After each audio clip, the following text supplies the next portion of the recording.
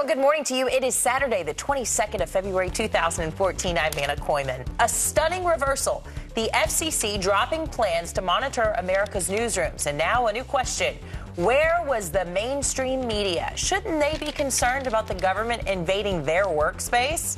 Here's a little news out of Washington. The FCC, if you've been watching Fox and Friends all week, you know, had planned to send monitors into newsrooms around the country just to make sure that reporters and editors were producing stories that the government found okay, just to monitor content because that's consistent with the First Amendment.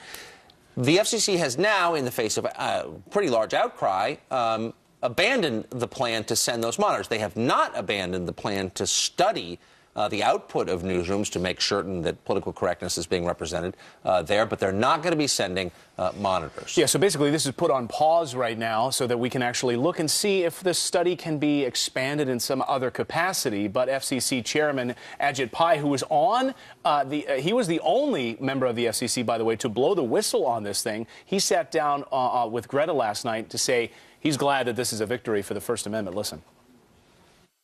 He's acknowledged that the study design really did come a little too close to the line when it comes to intruding on one of those core First Amendment principles. In my own view, it was over the line, and so I'm glad to take that concession as a victory. And so I'll certainly remain vigilant in the future. If there are any future initiatives that the FCC tries that would go close to the line or over the line, I'll be calling it out as well.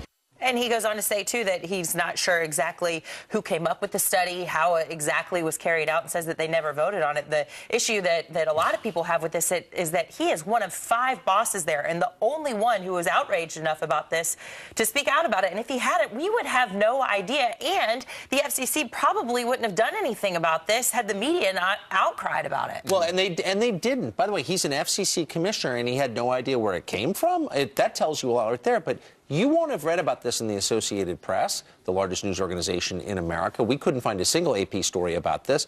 The New York Times has not covered it. And none of the 3 broadcast networks have covered it in their nightly newscasts. Why? This is a direct attack on freedom of the press.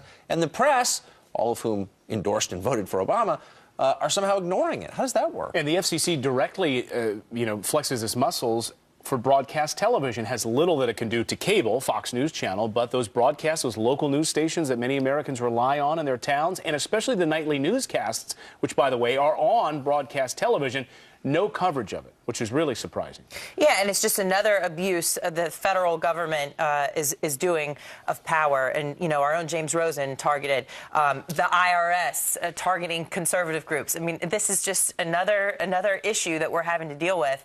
It's wild. And thankfully, Ajit Pai did speak out, and he's actually going to be speaking out on Fox and Friends tomorrow, so make sure you tune in for that, too. Good. Well, we'll be happy to see him. Well,